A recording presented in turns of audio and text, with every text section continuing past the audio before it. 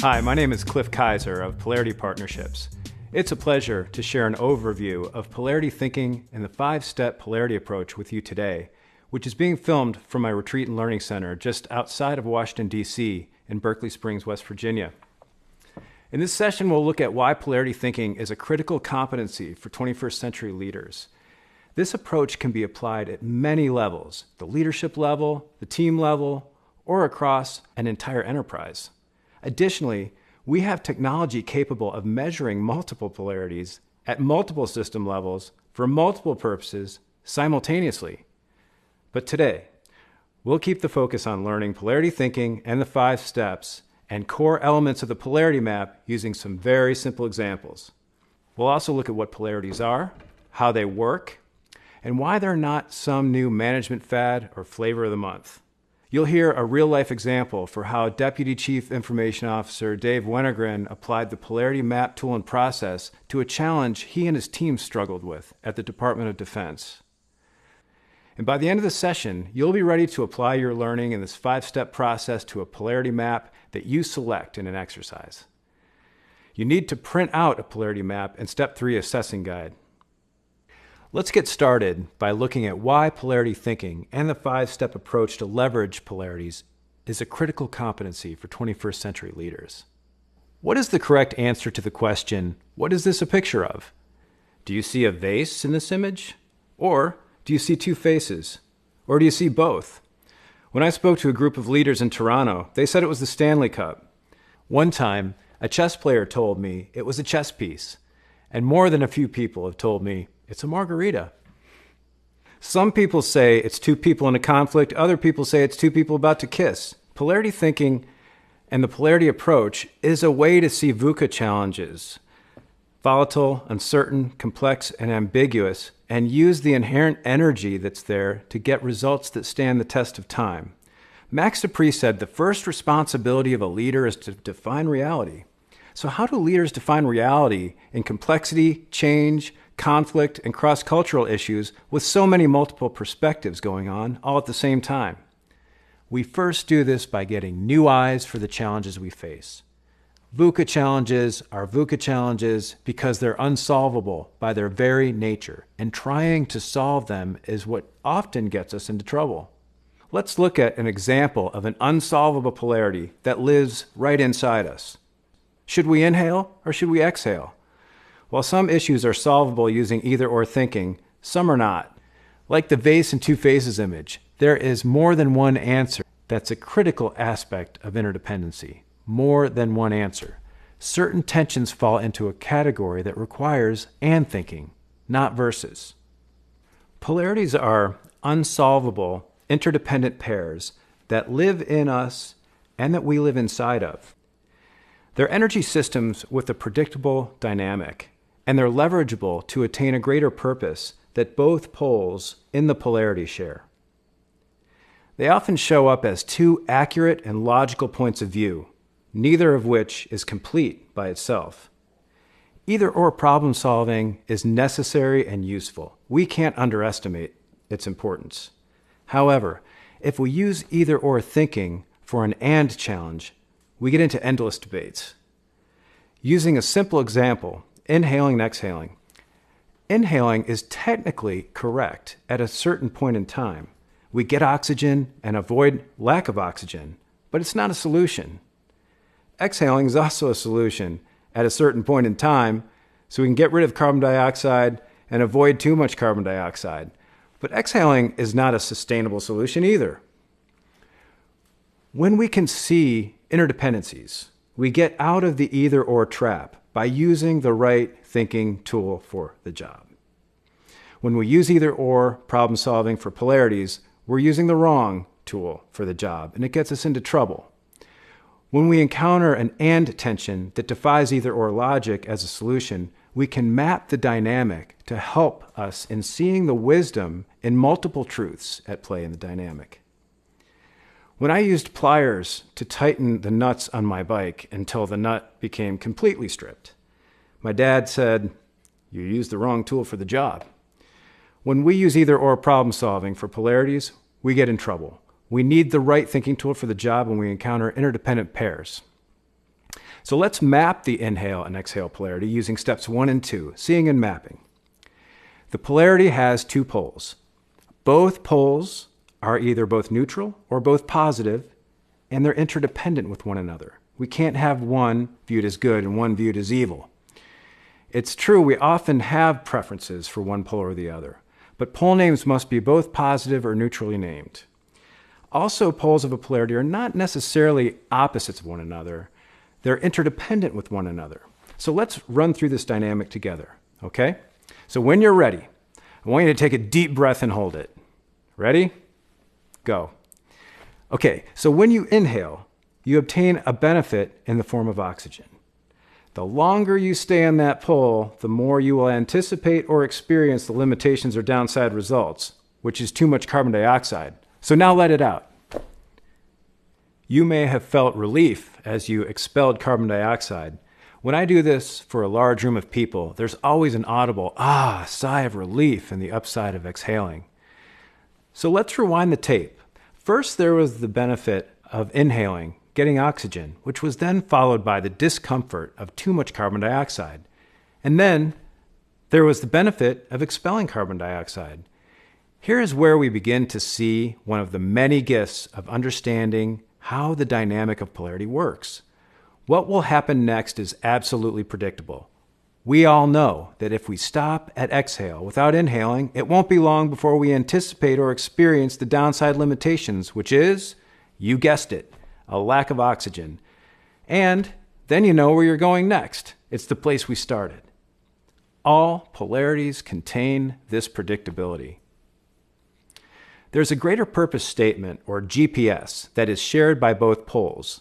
In this case, the GPS is to maintain life or to thrive.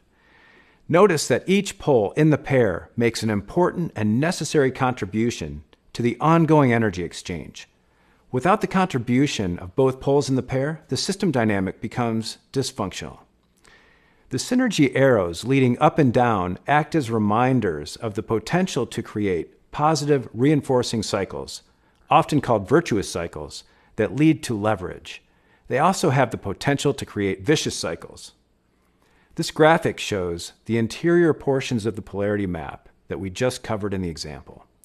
The downside quadrants are a result of an overemphasis on one pole to the neglect of its interdependent pair. Polarities are not a new management fad or flavor of the month.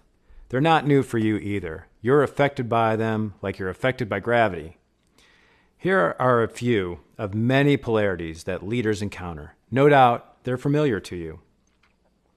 You and all of us leverage polarities and have been leveraging polarities more or less well our entire lives. Our wisdom about them is implicit or intuitive oftentimes. It's knowledge that comes by experience and learning from successes and mistakes. In our process today, we're making your intuitive and implicit wisdom explicit, so you can do what you do better, faster, and with increased sustainability. Here's a list of the many ways interdependencies have been discussed in the leadership and organizational literature. It's nearly half a century of focus on the need to look at thinking in more integrative ways. This short list that has been arranged alphabetically, you see adaptive problems where Ron Heifetz made a distinction between technical problems which are solvable and adaptive problems which are unsolvable. The last one on the list is wicked problems. In 1967, C. West Churchman made a distinction between problems that could be solved and which were unsolvable by rational analysis. He described them as systems issues that required the collective engagement from people at all levels to learn their way to solutions. Since 1975, my colleague and friend, Dr. Barry Johnson, highlighted the important distinction between either-or problems to solve and both-and polarities to leverage. He developed principles concerning the dynamic and the polarity map as a practical way key stakeholders could learn their way to solutions when they identified an unsolvable polarity. Let's look at all 5 steps of the SMALL process: seeing, mapping, assessing, learning, and leveraging using the polarity map. The instructions for each quadrant appear in the elements of the polarity map. Step 1 is being done for us in the identification of a polarity, which is activity and rest.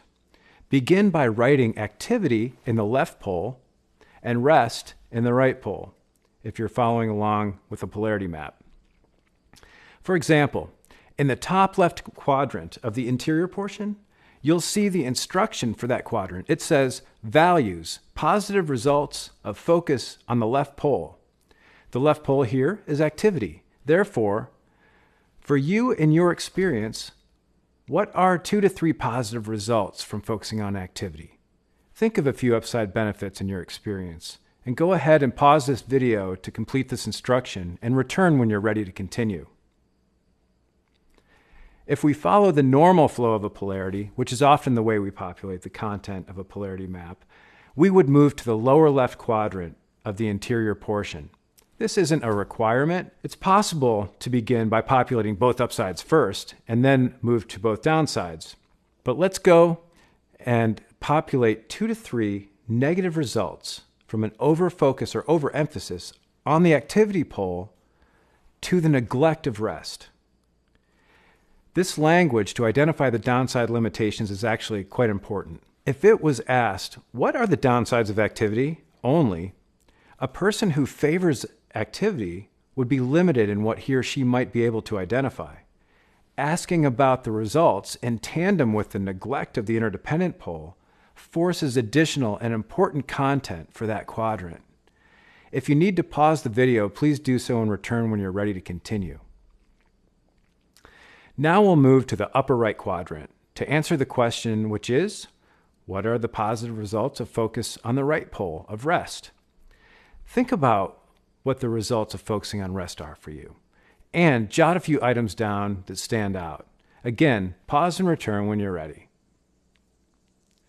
Now let's move to the lower right quadrant where we see the question, fears, negative results of an overfocus on the right pole to the neglect of the left pole. What are the negative results of an overfocus on rest to the neglect of activity for you?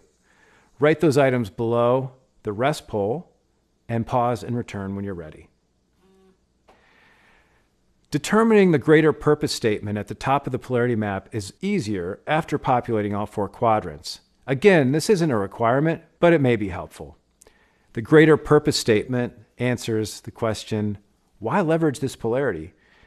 You could answer the question in the absence of the content in the quadrants, but looking at the content could support answering the question in a more informed and detailed way. Why do you think it's important to leverage both activity and rest? What is the greater purpose that answers that question for you?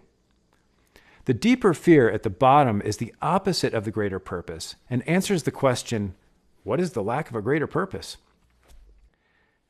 In my map, I had the following for the upsides of activity: stimulated and challenged. For the downside limitations of activity without rest, I said burned out and overwhelmed. For the upsides of rest, I had relaxed and rejuvenated. For the downside limitations of rest without activity, I had bored and lazy. For the greater purpose statement, I had a healthy lifestyle, and for the deeper fear, I had an unhealthy lifestyle. So now we've completed step 2 of mapping, which contribute to a more complete picture of the dynamic at play in the tension. Notice where the central portion of your polarity map has consistency with mine. Also notice that your wisdom and experience of the activity and rest polarity has some unique qualities based on the perspective you took in the tension, which may have differed from mine. This is how the polarity map supports organizing the wisdom of many key stakeholders when we build team and organizational polarity maps. Now we can assess how well or poorly we're leveraging the polarity by assessing. Now let's use your Step 3 assessing guide. You can assess yourself on your activity and rest polarity. When we assess a polarity, we give a rating to each quadrant. The rating scale is based on the frequency with which we observe or experience the items in each quadrant on the polarity map. The rating scale is almost always, often, sometimes, seldom, and almost never. For a well-leveraged polarity, the benefits of both pole upsides are being maximized, almost always. And the lower two quadrants, the limitations of both poles are being minimized. They're almost never experienced or observed. Notice how the rating scale in the upper two quadrants and lower two quadrants are flipped. We want the benefits, and we don't want the limitations. That's why with a well-leveraged polarity, the highs are higher and the lows are higher.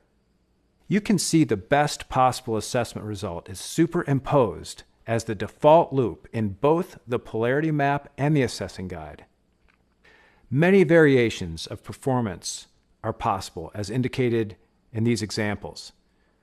Balance, as indicated here, is a suboptimal goal in a polarity. It indicates that you are sometimes getting the benefits and sometimes getting the limitations of all four quadrants. Leverage, on the other hand, indicates a disproportionate benefit while minimizing the downside limitations. An assessment of poor leverage indicates there's a predominance of downsides in one or both poles. So rate yourself using your assessing guide. Give yourself a rating for each quadrant and connect the dots by making a figure 8 around each pole, coming up through the center. In step 4, learning, we're attempting to make sense of what these results mean. This process is key to understanding the different perspectives of key stakeholders, or in this case, you as the key stakeholder.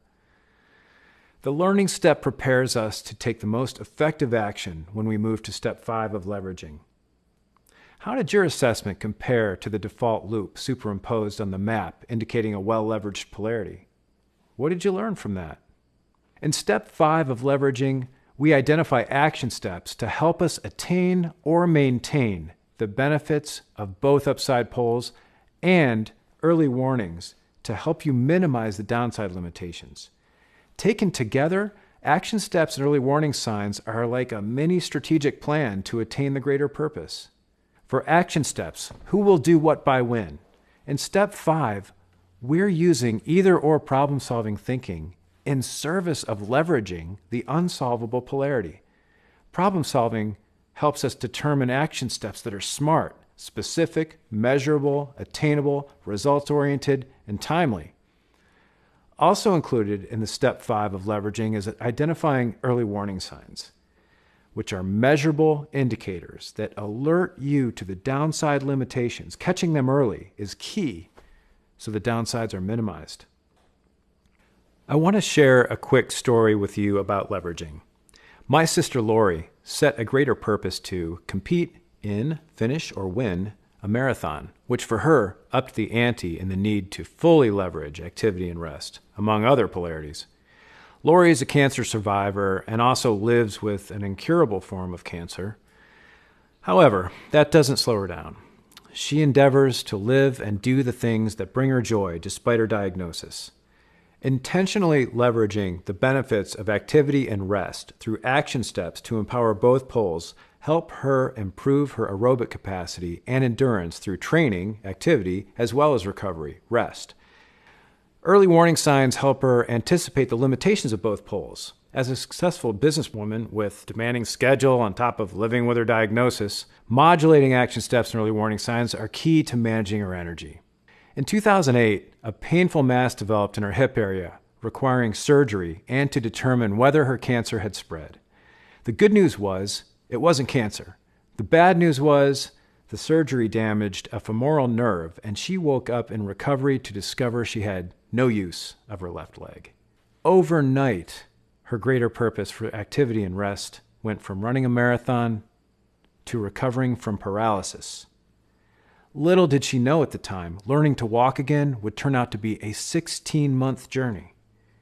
The core elements of the polarity map, the benefits and limitations of activity and rest, didn't change.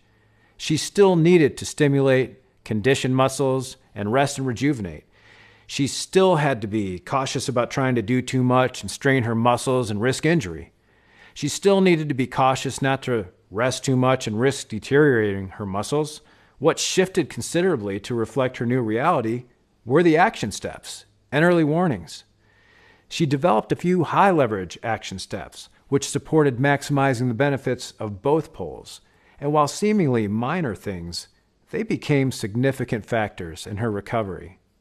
The polarity approach does not assume that an equal amount of energy and resources are dedicated to both poles.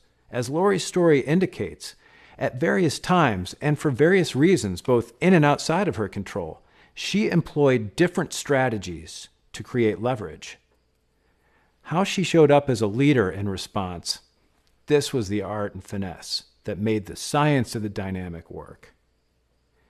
The picture on the right was taken nearly a year after the picture on the left at the finish of a marathon. Now that you've gone through the process, I'm going to share a general example and then a specific example of Dave Wennergren at the Department of Defense. One polarity you and every leader is in is decentralization and centralization. A polarity lens can support you in 4 important practices that have been covered in this course: asking different questions, taking multiple perspectives, seeing systems, providing effective feedback. If you understand how interdependent pairs work, you will be better able to apply and leverage the habits of mind that you learned. You can't decide whether or not to interact with polarities. You're in them, whether you know it or not. Decentralization and centralization operates the same way as inhale and exhale. There are 2 valid and accurate points of view that alone are incomplete. The difference is, it takes longer to experience the full cycle of the polarity. That results in defaulting to an either-or problem-solving approach. With decentralization as a solution, you're trying to avoid bureaucracy and poor responsiveness. With centralization as a solution, you're trying to take advantage of economies of scale and coordination so you can avoid silos and high-cost redundancies. Here's the result of applying either-or thinking to the polarity of decentralization and centralization. As with all polarities, one-pole solutions are inherently unsustainable and destined for failure. You'll eventually get stuck in the downside of the overemphasized pole. When we get hooked by decentralization as a solution, it will lead to getting stuck in silos and high costs and redundancies. When you get hooked by centralization as a solution, it will lead to getting stuck in bureaucracy and poor responsiveness. When we tie success to both poles of the polarity in service of the greater purpose, we're increasing the speed, attainability, and sustainability by using the right thinking tool for the job. When Dave Wennergren was Deputy CIO for the Department of Defense, he found himself in a complex change and conflict with his team. Post 9/11 brought increasing requirements by the Department of Homeland Security and others to share information across agencies. Dave's team was responsible for keeping information secure. They were concerned that sharing data and intelligence could compromise national security. Should Dave support his team or submit to information sharing requirements? The answer was yes. Dave was able to validate the values his team had for keeping information secure. At the same time, he was able to validate their fears of information getting in the wrong hands. The polarity map and process helped his team to see how an over-focus on information security could compromise national security. In fact, a lack of information sharing was cited as a key factor that could have prevented 9/11 from happening. Seeing information sharing and information security as a both and adaptive polarity helped Dave and his team to see and leverage the 2 accurate points of view at play in the service of the greater purpose, which was national security and information advantage. Peter Drucker illustrates the importance of supplementing either-or thinking with both-and thinking. He said, "The greatest danger in times of turbulence is not the turbulence. It's to act with yesterday's logic." Notice how similar it is to Albert Einstein's famous quote that we cannot solve our problems with the same thinking we used when we created them.